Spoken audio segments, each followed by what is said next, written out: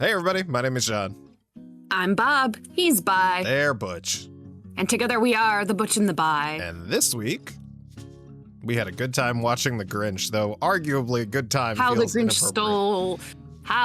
Stole Christmas. There are multiple Grinches and this True. This is the 2000 film. Jim Carrey live action Grinch. Yeah. I decided it was most reasonable to introduce Bob to the live action adaptation that they had not seen.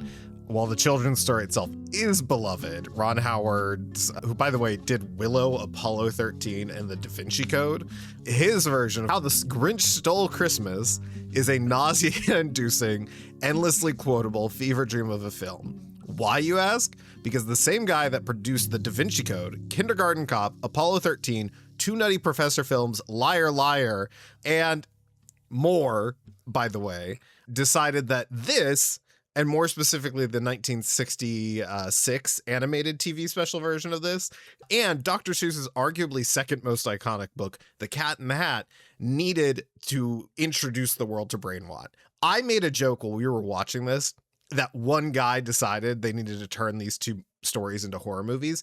I was making a joke. I didn't realize it was the same producer, which is wild to me. The screenplay was written by the writing duo of Jeffrey L. Price and Peter S. Seaman, who probably most famously known for writing Who Framed Roger Rabbit, the adaptation of that book, and also Wild Wild West, the Will Smith Western sci-fi number. The cinematography is from Don Peterman, who did When a Stranger Calls, Flashdance, Star Trek IV, Planes, Trains, and Automobiles, Addams Family Values, Men in Black, and Mighty Joe Young. And yet, for some reason, decided to use every Dutch angle in this movie instead of spreading them out over several. And the editing was done by Dan Haley and Mike Hill, another duo who had worked on all of Ron Howard's films through 2016. And music by, actually, I didn't realize this when we were watching it. The composer for this film was James Horner, who's one of my favorite composers, who unfortunately had died in 2015 in a solo plane crash. But he did the score for things like Aliens, Field of Dreams, Apollo 13, Casper, Jumanji, and one of my favorite movie scores, The Amazing Spider-Man. I did not pick up on the fact that it was him in this. It's very different. It's a weird movie. I don't know what everybody was on in 1999 when they were producing this film, but must have been good. Dr. Seuss, the guy whose name I'm forgetting at this present moment, he specifically never wanted motion pictures made from his stories. He was fine with animated TV specials, but there's a line somewhere, I guess. But when he died, his wife decided that, hey, I'm going to make it available, but I'm going to be so specific about it. She had final approval on screenplay. She had final approval on casting. She had put up multiple actors that she felt were appropriate for the role of the Grinch. That included Jim Carrey, who got the role, Robin Williams, Dustin Hoffman, and others. So yeah, that was, she had, and it was a bidding war to get this film, by the way, to get the rights to these stories. Why they landed on doing what they did is beyond me. Bob, before we dig into the cast and start going over the plot and our thoughts on that, take us, me and the fine people listening at home, what was in the most visceral description, your experience watching this movie? So we start off not too strange. I was like, okay, this is cool. They built sets, people in costume, was appreciating the artistry and the weird, early 2000s vibes. And it had started at a very high pitch and it just kept going and accelerating. I noticed fairly quickly into this full body experience that it was a full body experience and that my consciousness was not fully in my body. I started to feel like I was watching a dream play out. Reality no longer felt consistent in the space around me. And every time I looked at you, I felt like I was being pulled out of a soup and was glancing at you briefly before being pulled back in. The Dutch angles mentioned was one of the first things that really clued me into what this movie was doing, which was creating an environment that makes one feel like one has consumed too much wassail on Christmas caroling duty. I genuinely felt like I was drunk, high, something. I was not in my right mind. And in a way similar to how I feel when I'm in a very overstimulating situation in real life where I start to feel a little bit like I'm wrapped in bubble wrap. I was a bit wrapped in bubble wrap of this. Like, just there's a layer between me and the real world. And I was stuck inside being shaken like a child putting a bug in a jar and shaking it. But so consistently that the shaking became normalcy. I'm impressed that and analogy didn't land with a snow globe. The things in the snow globe are like... are nice. They were designed to be there. I'm a bug being put in a jar. I was not designed to be in this jar where I was shaken so hard that became normalcy, and stillness became the strange feeling. Mm. And that's basically from like 20 minutes in until the end is how I was just existing on that couch. Yeah, I looked over and you were fighting for your life. I was impressed, but I mean, I had seen this a bunch when I was a kid, but like the most recent time I saw it was probably 15 plus years ago, right? Like more than that probably. So from the lens of watching it as like a movie viewer with like critical thinking skills and like the ability to pick up on patterns, did not pick up on the fact that the Dutch angles were so prominent in this film. Like you see like clips from this movie and quotes from it and all sorts of stuff have been like memed to hell and back. Rightfully so. They're very funny, but like every single one, Dutch angle. What I didn't realize was the entire movie, every other scene either started static and went to a Dutch angle or fully just cut to a Dutch angle. And there was this transition that was centered around, I think, the Grinch's nose and spinning, and then it transitioned to Cindy Lou Who's nose. But it was a full spinning transition that as I was watching it, I could feel my brain melting out my ears. Yeah.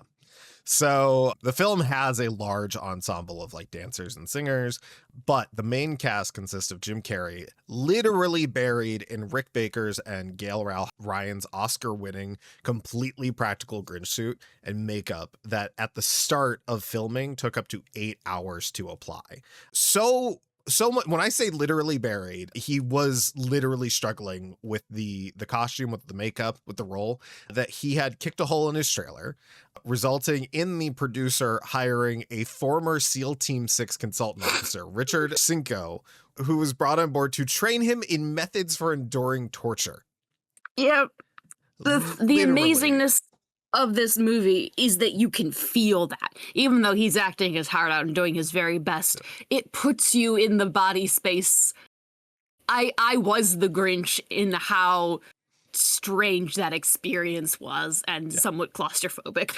Yeah. The thing that's wild too is like, I'd say Jim Carrey, without a doubt, at least from the 90s to now, is one of the most elastic face performers that we have. Honestly, if Plastic Man had been made into a movie a bit earlier, he would have been fantastic casting for Plastic Man, just from the practical standpoint of, oh, look at what my face can do. And he's buried, and it is impressive, some of the visual stuff they get out of that makeup. But yeah, absolutely crazy. We've got Taylor Momsen as Cindy Lou Who was the only named character in any of the original, the book or in the 60s cartoon. We've got Christine Baranski as Martha May Whovier, Bill Irwin as Postmaster Lou Lou Who, Molly Shannon is Betty Lou Who, and I didn't realize that watching this, and I was like, oh shit. Clint Howard is Whobris, who is the mayor's assistant. And speaking of the mayor, literal piece of shit Jeffrey Tambor, whose misconduct came to light in 2017, is Mayor Augustus MayWho. Everyone's last name being Who has me mixed up. I'm like, are they all... How's this work? What's going on here? It's a different type of naming, in the same way that some cultures put the family name first. Some cultures don't have a consistent family name. Everyone's name ends in Who, but I imagine there's like the there's Lou Lou Who.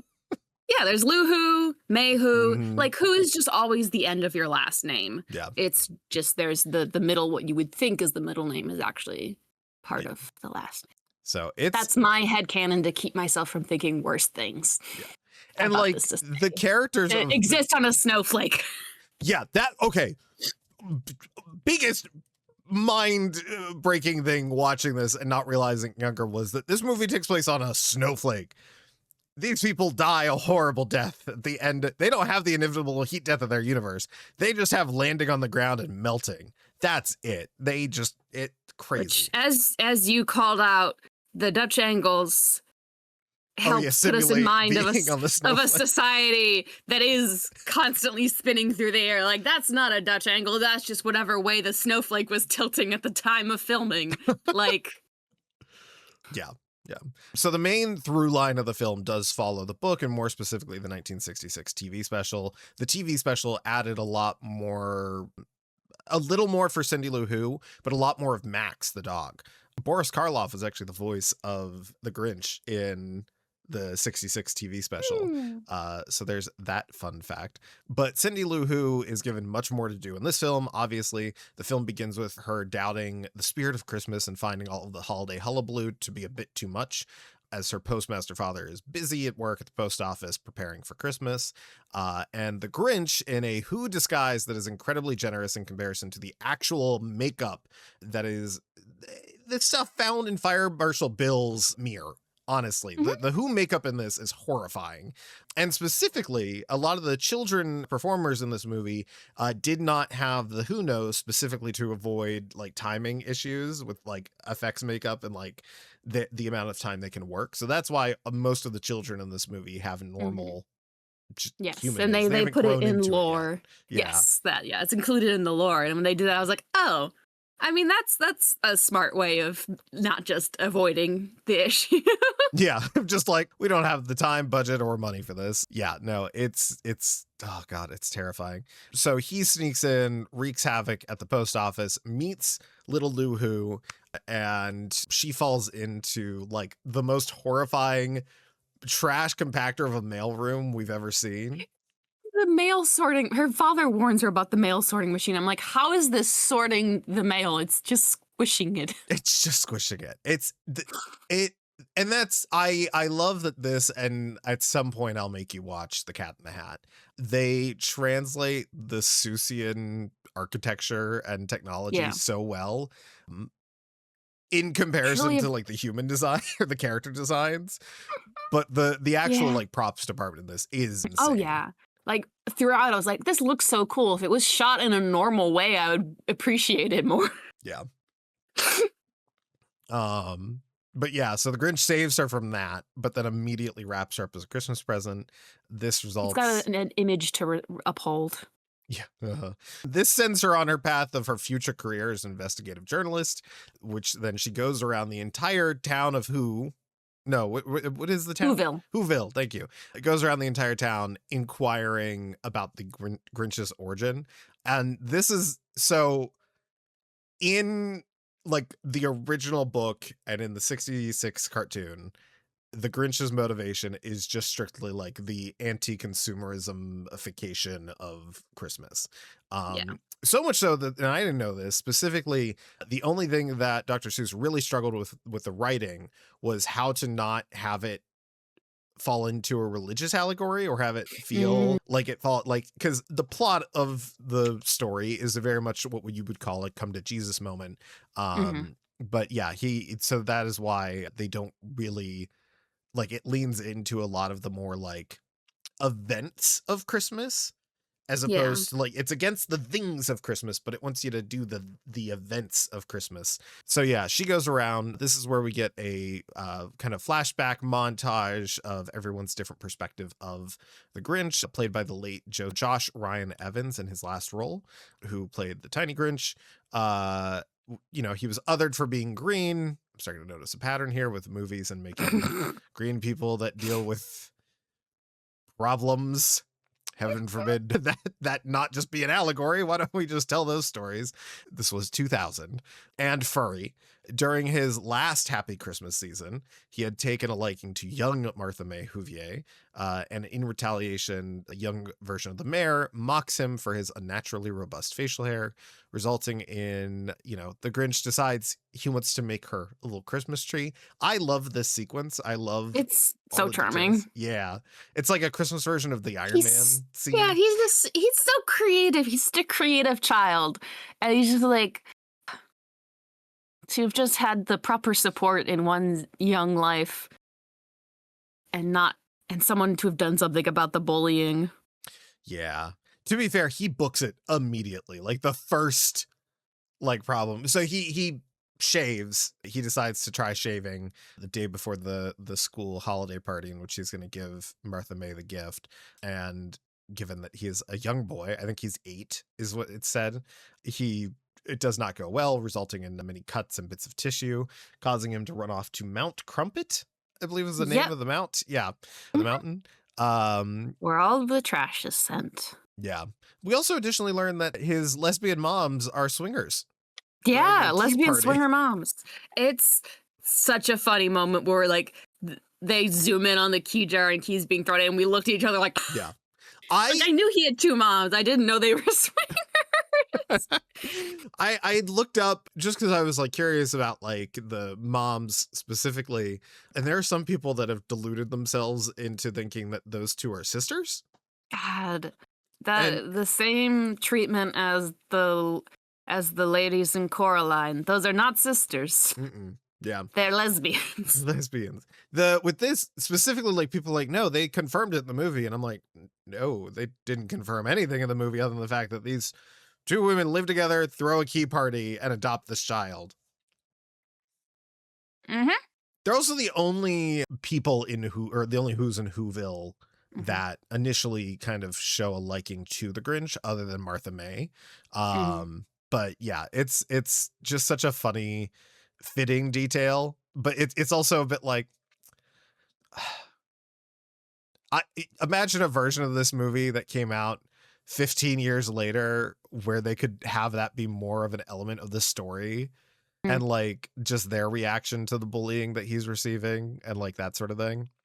Though I'm guessing they live in a nice fantasy land on a snowflake where they're not dealing with that too much, but apparently racism's still there, but not the homophobia. That's where they draw the line. Yep.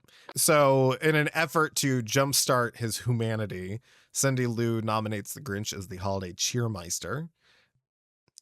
This bothered me. This montage, as someone that is food and I do not get along in many ways. Yeah, no, that as soon as they started doing that to him, I was like, no, stop it. I wasn't expecting, I mean, when I saw this as a kid, but also as an adult, I was like, a Seuss themed mukbang was not on my want to see list ever. But not to get so crass, but some gross feeder stuff.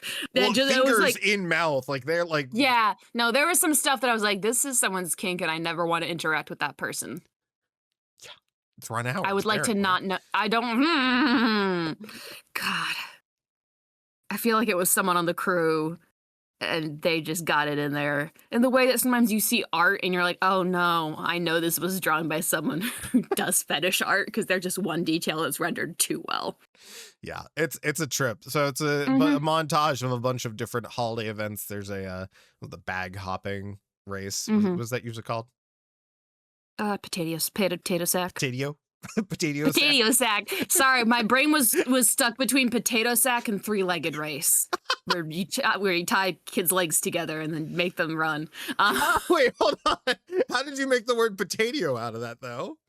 I was like thinking like I don't know, but my brain, it was disrupted enough on its path.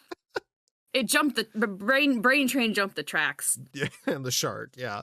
Um, It's so funny, like, you lose your train of thought like that. Like, that's not one of the main forms of transportation that's on a fucking rails. mhm. Like, losing your plane of thought makes so much more sense. As- Planes disappear all the time, and they're just like, they can go in all these directions. Like, my plane of thought, oh yeah, that just goes, I don't know where it went to the clouds. My train, where did the switchback happen that my train disappeared? Anyways. Yeah, it's the trolley problem is how it happened. Multi-track drifting. Whee! Anyways. I know the solution. Hit everybody. Yeah, that's the most fair. But yeah, there's a lot of he hates. He starts to get into it, especially with the potato sack race. He's like, I beat the children. It's great. Yeah. Yeah. And again, his performance throughout this is absolutely delightful. There's a moment. So Cindy Lou has gone up to his little mountain fort to invite him. And, he kicks her out through the little trash chute, which is really fun. She's like, the best part is she's scared at the beginning of the movie, but then because he saves her, she's just enamored with him, regardless of all of the weird of him. I also want to say that when people have like extra familial relationships and sometimes people are a father figure, this is, I feel like, the best case of an uncle figure. This is the most avuncular role I have seen of just being an uncle. Mhm. That is how he is to her. Yeah. It's so charming. Yeah, but there's a really great moment where he is trying to figure out what to wear. And one of my favorite moments is just when I found out it's improvised. The bit of him dressed as Ron Howard giving direction to Max. Yeah. That's all improvised based on the experience during the movie that he was dealing with. We should also talk about Max a little bit.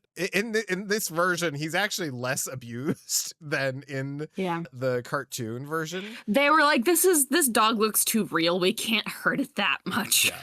This dog looks too real. And I think it also helped with it not being such an antagonistic relationship between the two of them. It helped kind of the switch up at the end. It makes it make more sense. The fact that he does have this, Grinch's best friend kind of thing. Yes. Which is also, I don't think it's addressed in the movie, but people have pointed out that everything the Grinch has comes from the trash, which means someone threw away a puppy, which is a reminder, don't give live animals to people for Christmas. Unless they've specifically, you've been like, I'm going to buy you a gecko and we've already got the thing set up and like we're adults. Like, I'm gonna buy you a gecko. People. No, I'm going to buy you a gecko. I'm telling you right now. Oh, no. We're talking about it now, so you're ready for it next year. God, listen, I love reptiles. I just also have cats and not enough money. But yeah, so he does all the holiday cheermeister stuff, starts to soften up, and the mayor, being, the absolute dick that he is, presents him with an electric razor as a gift and proposes to Martha May Whovier in front of the Grinch. In front of everyone, which is so manipulative. Yeah. In front of his aide, who definitely is in love with him. That's a classic Mr. Burns and Smithers situation. Yeah. Just the worst man in the world and the gay man who's unfortunately fallen in love with. When you have the crush on the worst straight man in the world and you're gay, you're like, well, what am I supposed to do about this? Oops. I guess I'll just serve him like a I'm just gonna be his absolutely most loyal servant. That's fine. So this does result in an incel-like temper tantrum from the Grinch, who's been still has a crush on Martha May Whovier. I'm assuming. So okay, two questions about the logic of this. So all of that stuff happened when they were 8, and based on the actors' ages at the time of this film, they're all like late 40s to late 50s, but they're supposed to be the same age. How much time has passed between then and now? Or then and then, I suppose, is way past this. But also, like, I guess it's just wild to me that he was still hung up on her. Hasn't had any experience since then. It's not like people are generally going up to Mount Crumpet other than children who are being stupid. Yeah. Yeah. So it's just like this is his one experience with like liking someone and kind of getting the vibes back. She's very hot for him, but it's like getting vibes back from them and being like, oh, is this reciprocated? You never have another experience after that, and that becomes like a little bit of grit in an oyster. It becomes a pearl that you just mull over, and it's like, and clearly she's still like, he's become a legend, so she's also like constantly hears about him. Like I imagine she's had various who flings, but is still just like, yeah, who flings. No, Everything's a who. Everything's a who X when you talk about it. Some things are what's. True. Mm-hmm. True. But yeah, I don't know. I'm sure there's a fanfic out there somewhere exploring their years apart. I'm sure there's fan art specifically of like her constantly going to the edge of the mountain thinking about climbing up and then not going. And then him like, thinking about coming down and seeing her, but not doing it. They have the star-crossed lovers like parallel. They're both staring out windows at the moon at the same time. Now I like need to draw extremely high effort fan art about this. Like genuine, beautiful oil paintings of these two characters. Yeah, she clearly doesn't want to go with the mayor also, but he's like throwing all this stuff at her and she's like overwhelmed and being like, a car would be nice. Yeah. The ring is fancy and a car would be nice, but also being that like, I don't actually like you. It's fascinating too, because she does show a level of disgust for the mayor throughout the entire film that like even the level of like, because she's not portrayed as like the typical like gold digger, right? Like that's not her at least the performance of her. So it really is just an odd, like she just keeps going with it. But it's like, there's gotta be better options. Like, yeah, it's so, especially because like, there's like, no, like in this, there's no really, no, I was going to say that's not true. That's not true at all. What I was about to say, there is a distinguishable class difference because the beginning of the movie is Martha May showing off the automatic Christmas light turret gun to the mom in front of her who was doing it manually. So there is that clear class distinction, and she does have that bit of a ego to her about it. So it does make sense, but it's also just that's so immediately then like softened by her approach to the Grinch that it feels like two separate. I wonder if there was like a pass at the script where that was maybe changed or something, and that's maybe part of what was left over. But yeah, so he wreaks havoc on the Who's and the Whoville, just pure chaos, explosions. Did you ever see the Matthew Broderick Inspector Gadget? Yes, but I don't remember it anymore. Like I saw it a long time ago. There's a moment in that where the evil version of him is running loose on the city, and they do the Godzilla homage with him on his stilts, and it has that same kind of vibe here where it's making the Grinch look larger than life as he wreaks havoc. So he goes back to Mount Crumpet. There's also Who's who are tiny. This is addressed so randomly. Yeah, they're like the pebbles in Steven Universe. They're just they're just tiny. And he steals he steals a couple's car, and like they just show up occasionally. And it's like, this is not addressed at all. So there's both a class system and a size system. And I'm like, how does that factor into the society? Anyways. Well, and what's interesting too is it only seems like there's those two that are really that small. During the ensemble scene where they're singing, like I was impressed with the effect of that. That was done very well. But yeah, so literally after this, the rest of the movie is the plot of the storybook. Yeah. Like it is, he steals all of the, the Christmas decor and gifts and food, dressed up as Santa Claus. And it's actually set, I didn't realize this, the You're a Mean One, Mr. Grinch that is playing is Jim Carrey's cover of the song. And there is one moment in here that's different that I really liked, which is Cindy Lou Who has woken up and found what she thinks is Santa Claus taking the Christmas tree. And I love, again, this is one of those things that indicates the direction where the Grinch is going. even though he's still committing this bit, is him lying to her, being like, oh, Santa has to take it to the North Pole for repairs. It's that continuing dynamic between him and Cindy Lou Who is very charming. Yeah. In this, Like, in this he wild genuinely movie. cares about her. It's like she's shown him kindness, and he's like, well, I can't be truly evil to her now. He's like, I can't do it to her face anyways. Well, yeah, she doesn't react.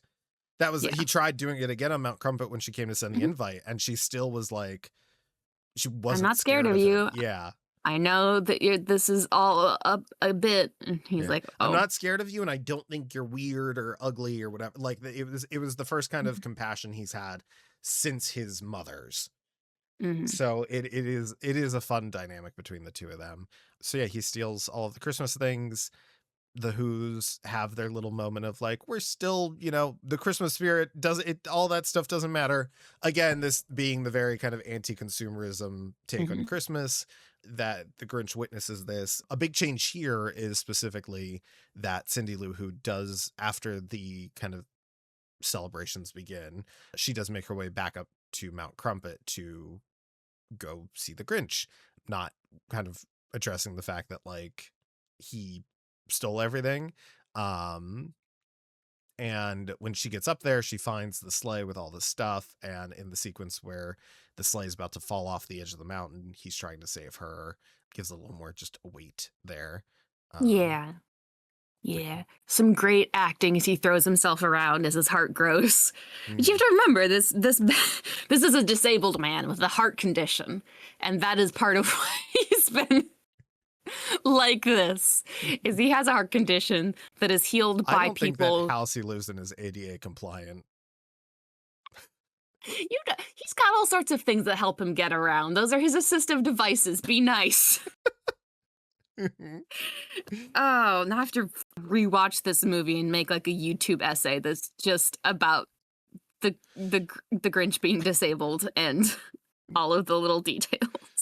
He's so creative. He built the little thing for Martha May. And then he built this whole sleigh. Yeah. Well, and he Very also impressive. built one of my favorite things too, was the little, at the beginning when the teens try to like prank him. It's the Godspill like monster that comes out of the door to scare them. So he is very crafty. It's very crafty. But yeah, but he saves Christmas. He brings all the stuff back, and Cindy Lou Who, and yeah, that's pretty much the plot of the movie. It is such a trip of a movie. Yes. Within the insanity, there's a very sweet core, which is this very avuncular relationship, and of like a child seeing something that they've been told is scary and being like, oh, adults lied to me this whole time. Which is also, there's also this moment where she's like, I don't remember what she says, but she says that it's like, maybe it's when she's talking to Santa Claus about the Grinch, where she's like, she's trying to believe in the Grinch because she's hoping that she can also believe in Christmas, which is such a like heady thing for a child, but that also I feel so relatable to, of this very like, she's such a cerebral child of just like thinking about all this stuff and then just like trying to make something good happen because she's like recognized the emptiness of the consumerism, and she's like, oh, what actually matters is togetherness, and this is the one person in our community who's not part of our community. Yeah. And she like says that like no one should be alone on Christmas, and it's just very sweet. Yeah, and the thing with her, and I think a lot of people go through that. I know I really did with the holidays outside of Halloween. The traditions, a lot of it, it just seemed like a lot of why with everything else that exists and happens and goes on. It feels a bit silly sometimes, and so there, especially when I was younger, there was a bit of like, okay, great, let's just get on with it kind of thing. Like, what's the point? So it is a fun exploration of both sides of it, which is having Cindy Lou Who's perspective be like, okay, well, there is someone else that doesn't like Christmas, so why do I need to be so invested? I just don't get it. And then the other side being the trauma informed one of, my joy of the holidays has been ruined by other people and lack of communication skills from everybody. But yeah, it is, what a trip of a movie. I don't like, I had a good time watching you watch this movie. I guess it's the best way to put it. I've had a great time talking about it afterwards to people. It's one of those experiences where like you're experiencing it and you're like, I don't want this, but once it's done, it's a great story. It's great to be like, yeah, I felt like I was literally drunk while watching The Grinch Stole Christmas. Just like, and also just telling people that that was the first time I seen it, and everyone being like, you've never seen this before? And me being like, no, I was raised weird. And now you're weirder. Yeah. Yeah. So, Bob, what were some of your favorite moments from the movie? I mean, just in the times where I wasn't at such a severe Dutch angle, I couldn't process anything, like just seeing like the sets and stuff and all of the practical, like the clear artistry that went into this movie is so impressive. Yeah. I do love that. Like I always, especially like older movies, when I see like all of the hands-on work that was done for them, I'm like, oh, this is so cool. I love that people care, humans care enough about things to put all of this work into it. Yeah. And that's just great. Yeah. But also it's one of those things too where it really locks in the tone of a film when it's practical like that, and when the technology is not available to just change it on the fly. You know, at some point we'll probably watch a movie that's more VFX heavy. We haven't in a while.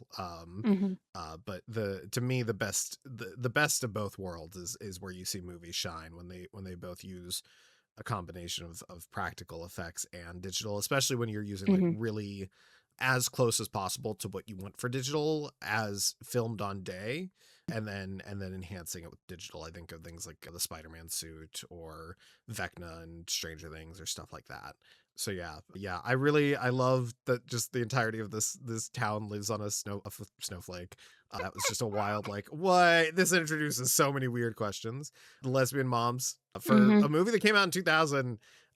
Man, it's one of those things they play up as a joke for the adults that are taking their kids to go see this, but it really does, like, it fits the theme of the story, and it fits the Grinch as a character. You mentioned it, but the prop and set production design is bonkers. Carrey's performance, as I mentioned earlier, his impersonation of Ron Howard, and then Sorry, his impersonation of Ron Howard, who also did get dressed up in the Grinch makeup for a day on set.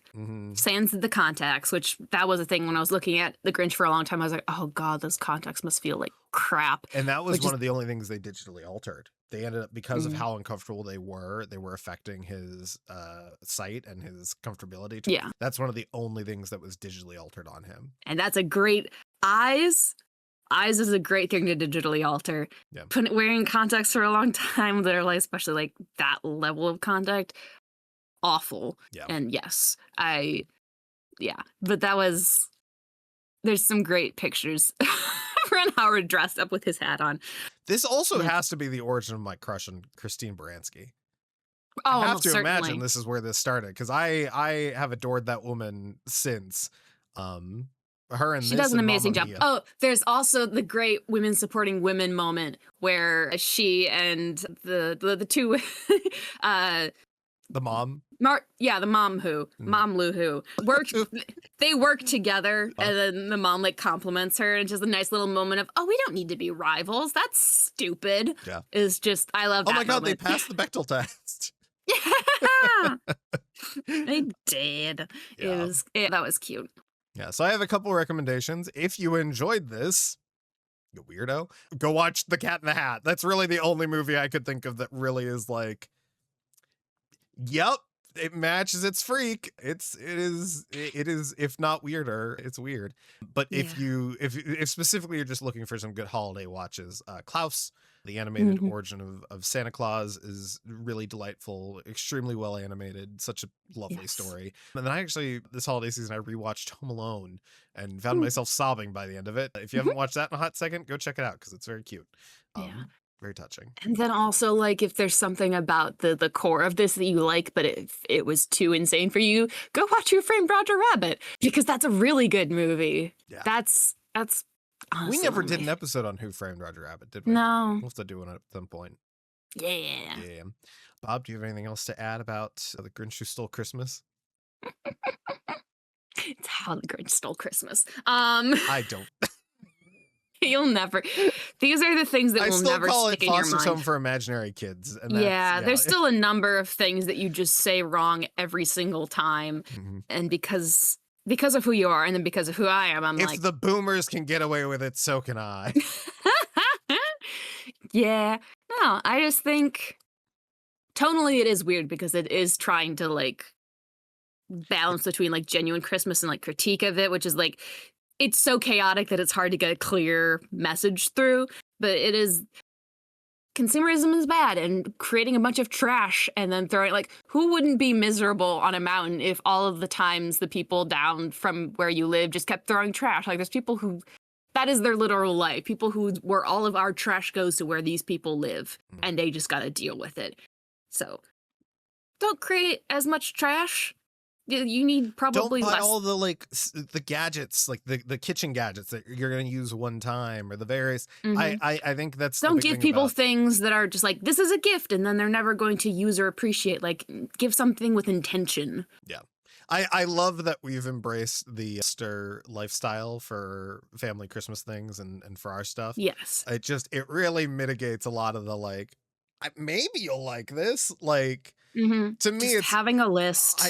I'd rather just it be like a thing where you tell me what you want, I tell you what you want, and then we exchange things that way. Sorry. You said you tell me what you want and I tell you what you want. That was Exactly. really That's exactly what I meant too. I'll tell you what you want. yeah. Yeah.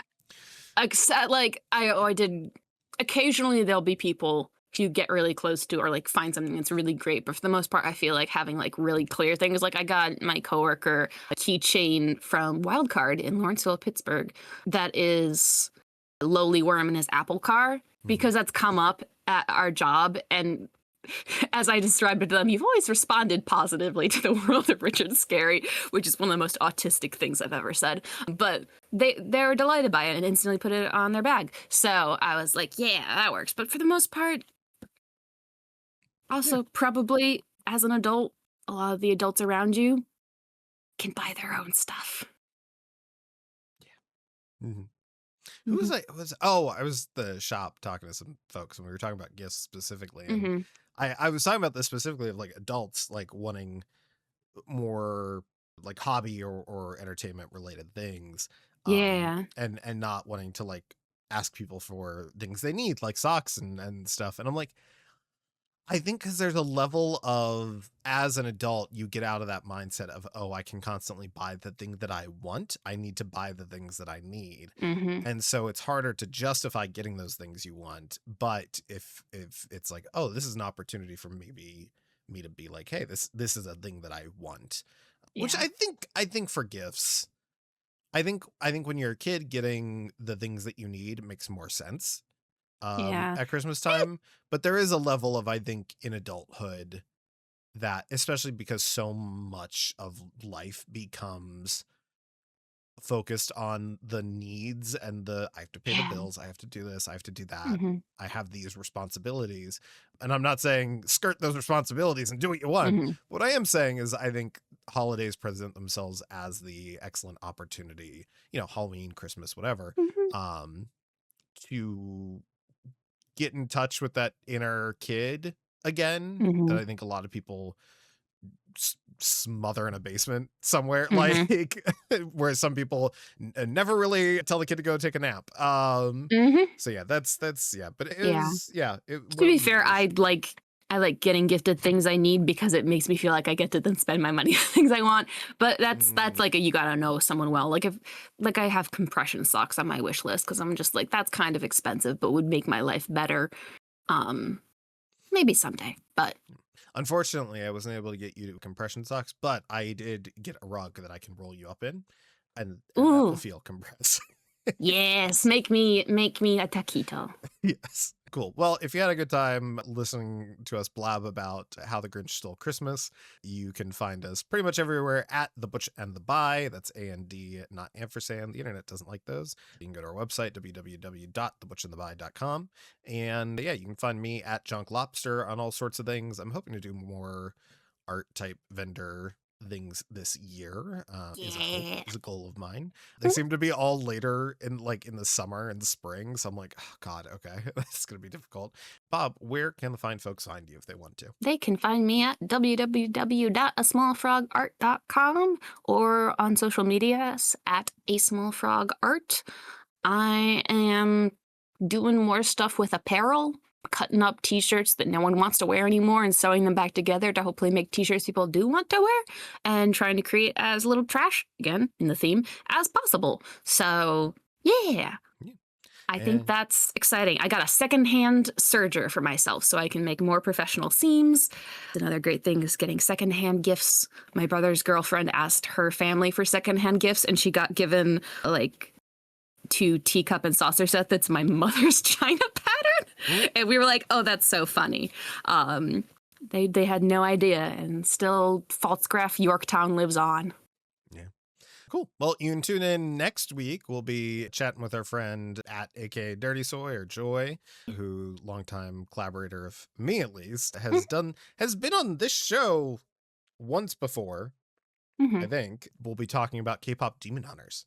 Finally. And if you missed it, last week's episode was with our good friend Sean or at Coffee Powered Media. We watched Guillermo del Toro's Frankenstein, which was also very good. We had an excellent conversation with him. And if you missed that announcement, you'll be seeing some rotating co-hosts join us more regularly to talk about film and television. I wouldn't be surprised if we do an episode of Fallout with some of our friends. But yes.